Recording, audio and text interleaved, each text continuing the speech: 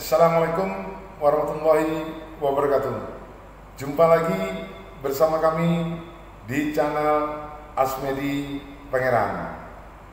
Teman-teman dan sahabat-sahabat semua, video kali ini saya akan mencoba mengangkat tema yaitu bahayanya narkoba di tengah-tengah keluarga. Baik teman-teman dan sahabat semua, sebelumnya jangan lupa di subscribe dan di like dan komen. Di mana komen ini memberikan masukan atau pembahasan bersama nanti, silahkan bagi yang mau komen ataupun mau yang bertanya akan kita bahas bersama nanti di kolom komentar. Oke teman-teman, mari ikuti bagaimana tenis bahwa cara-cara kita terhindar keluarga kita dari bahayanya narkoba, yaitu jenis sabu-sabu. Biar relax teman-teman. Oke teman-teman.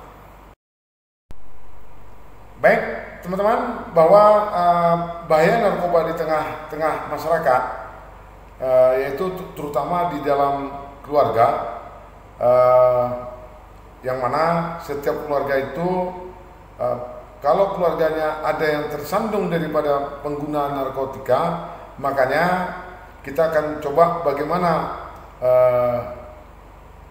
teknisnya atau menjaga daripada keluarga kita supaya tidak terkena ataupun pencandu narkoba. Nah baik teman-teman, nanti ada pertanyaan kami akan jawab.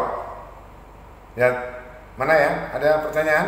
Oh ya, saya ingin nanya ini Pak, bagaimana mencegah supaya keluarga ini jangan sampai terjadi pencandu narkoba? Nah baik, pertanyaannya cukup bagus sekali karena ini menyangkut keluarga. Nah baik, yaitu pertama bahwa narkoba ini salah satu yang sangat membahayakan bagi keluarga kita, terutama kaula muda. Nah memang narkoba ini bukan anak muda saja, bahkan mencakup kepada orang tua-tua yang ada di keluarga pun akan bisa terkena narkoba. Nah terutama yaitu kita lihat daripada perilakunya. Ya, perilakunya ini kalau di dalam keluarga umpamanya satu itu adalah waktu jam tidurnya ini dia tidak tidur. Nah, situ ada perubahan waktu dia nggak tidur. Nah, kesibukannya itu sangat luar biasa. Ya, matanya melek terus itu salah satu ya. Nah, yang kedua, nafsu makannya nggak ada. Ya, nafsu makan nggak ada. Yang ketiga, ngomongnya mau cepat ataupun mau menang sendiri. Ini kebiasaan orang memakai narkoba. Itu satu. Nah yang berikutnya, beliau tiap hari kebutuhannya adalah keuangan. Nah ini sangat membahayakan, apalagi kalau seandainya rumah tangga. Nah suami terlibat daripada narkoba, nah dia akan membutuhkan uang untuk belanja narkoba, bukan memikirkan keluarga lagi, tapi memikirkan yaitu keinginannya, yaitu memakai atau membeli salah satu narkoba. Nah, itu ciri-cirinya. Nah yang paling penting sekali yang perlu kita waspadai, dengan siapa dia bergaul, dengan siapa, atau ada perubahan di dalam fisiknya, yaitu bisa mungkin kalau sebulan itu udah mulai nampak perubahannya.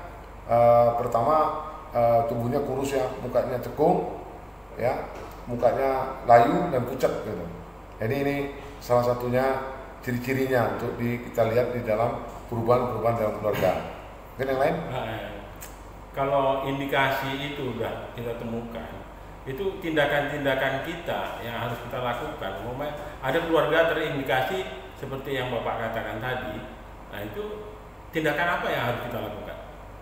Ya, baik, tindakan yang perlu kita lakukan, pertama tentu ya kita nasihatin bahwa pengakuan beliau yang kita harapkan bahwa dia juga memang benar dia memakai narkoba. Nah, tindakan yang paling penting sekali yaitu kita bawa keluarga tadi ke BNN, ya, Badan Narkotika Nasional yang terdekat, ya. Kalau di kota namanya yaitu BNNP, ya. Nah, di sini kita sampaikan kepada bidang rehabilitasi bahwa kita minta keluarga kita untuk direhabilitasi. Ini program BNN itu adalah gratis, ya. Nah, sebaiknya kita bawa ke BNN, bukan untuk ditangkap, tapi untuk direhabilitasi atau dikasih arahan. Nah, di BNN itu lengkap, ada psikiaternya, ada psikologisnya lengkap, dan perobatannya juga ada. Nah, daripada nanti keluarga ini tersandung daripada hukum, tertangkap lalu dipenjara. Nah, ini menyusahkan kita. Nah, bagi orang tua ataupun keluarga kita yang ada, sebaiknya kita bawa ke BNN untuk dilakukan rehabilitasi. Ada rehabilitasi jalan, ada rehabilitasi inap, dan ada rehabilitasi pengobatan yang perlu dirawat seperti itu. Oh iya. Jadi kalau kita bawa ke BNN itu gratis. Ya, benar, gratis. Oh, gratis. Nah, di sini memang para orang tua, para keluarga berat hatinya untuk membawa keluarganya apabila kena daripada tersandung daripada narkoba ataupun pemakai sebelum dia terlanjur pemakai. Pertama diawali oleh pemakai, oleh pergaulan pemakaian, lama-lama uangnya habis atau tabungannya habis, atau bendanya yang ada sepeda motor digadai atau mobilnya digadaikan. Nah, ini atau laptopnya, awalnya laptop atau handphone ini mulai berkurang barang-barangnya, lama-lama dia akan menjadi pengedar. Kenapa? Karena pemakai narkoba ini akan kebutuhan, keinginan, kekuatan untuk memakai terus. Nah, dia bisa-bisa akan menjadi pengedar. Pertama mungkin kurir dulu, kurir penyambung daripada mengantar barang, pesanan-pesanan orang yang berbeli di sini, beli di sini. Nah, ini akan terjadi. Nah, lama-lama dia akan menjadi BD ataupun bandar di narkoba tersebut. Nah, ini perlu para orang tua, mungkin banyak yang seperti ini tapi tidak dilakukan, membawa ke tengah-tengah atau membawa ke BNN untuk direhabilitasi. Nah, ini kecenderungan para orang tua ataupun siapapun untuk bawa BNN bukan untuk ditangkap tapi untuk dilakukan rehabilitasi, ya, supaya keluarga tadi ataupun seseorang tadi bisa dinyatakan bisa sehat. Nah, ini mungkin sangat berat bagi orang. Nah, kenapa kita pernah coba membawa seseorang ke BNN untuk rehabilitasi, ternyata alhamdulillah dinyatakan sembuh, sampai sekarang dia tidak akan melakukan tindakan-tindakan atau perbuatan-perbuatan yaitu baik menjual atau meninggalkan daripada peredaran narkoba tersebut. Sebagai orang tua, apabila keluarga kita telah dibawa ke BNN dan sembuh, langkah-langkah apa lagi yang kita lakukan agar keluarga tersebut tidak terulang lagi melakukan tindakan yang sama? Misalnya sebagai pecandu. Setelah dilakukan BNN, dilakukan rehabilitasi, pertama sekali adalah pengawasan. Kalau keluarga kita perlu juga kita pengawasan, walaupun dia sudah berumur ataupun sudah berkeluarga, tapi perlu ada pengawasan, perlu ada pendekatan terhadap yang bersangkutan. Nah, mungkin diarahkan ke ibadah, ya.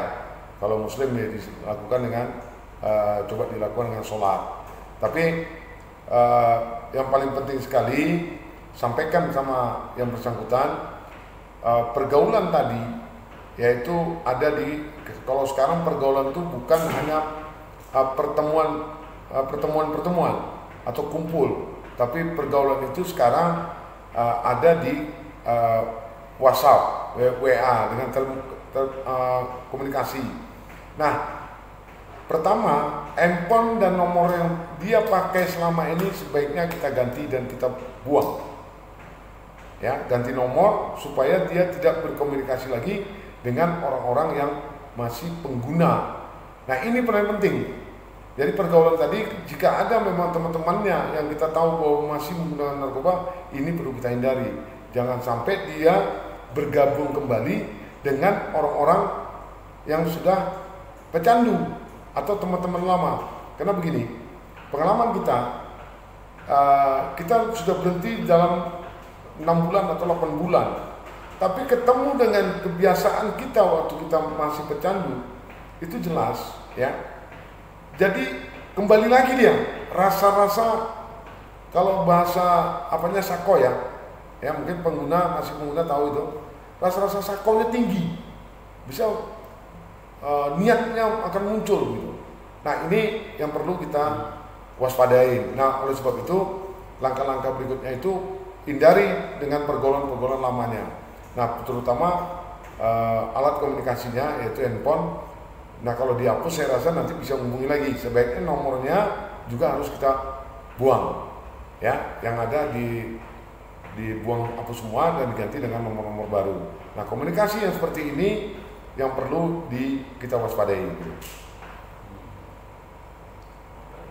Ya baik, itu mungkin saran-saran dari kita. Dan sekali lagi pertanyaan-pertanyaan tadi saya ucapkan terima kasih. Dan saya sarankan bagi keluarga, di tengah-tengah keluarga banyak hal keluarga kita, terutama yang tersandung daripada narkoba, mungkin di penjara, mungkin lagi masih proses polisi, mungkin belum ditangkap. Nah, saran saya, lakukanlah tindakan-tindakan sebelum jauh nantinya tertangkap. Nah, bagi keluarga yang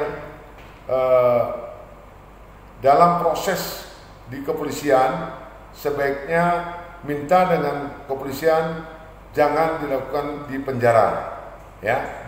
Mohon kepada polisi supaya tidak sampai ke lembaga pemasyarakatan, tapi minta direhabilitasi.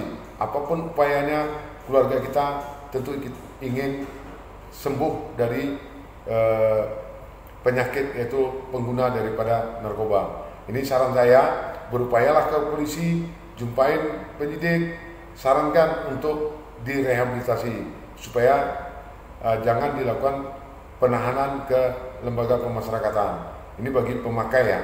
Kenapa? Nah, bukan nanti di LP sana bukan berarti sembuh, bukan berarti dia berhenti karena ditahan. Bahkan di sana ketemu lagi dengan senior-seniornya, dengan ahli-ahlinya. Nah, ini yang perlu kita waspadai. Jadi saya mohon juga kepada pihak yang berwenang ataupun yang berwajib, sebaiknya pengguna jangan dilakukan penahanan, dilakukanlah dengan cara rehabilitasi. Ini sangat membantu pada pemakai narkoba. Ini adalah korban, bukan adalah narapidana, tapi ini adalah korban. Mungkin aturan-aturannya sudah dilakukan oleh hukum, tapi sebaiknya pengguna narkoba jangan sampai di penjara, sebaiknya direhabilitasi. Mungkin ada pertanyaan lain?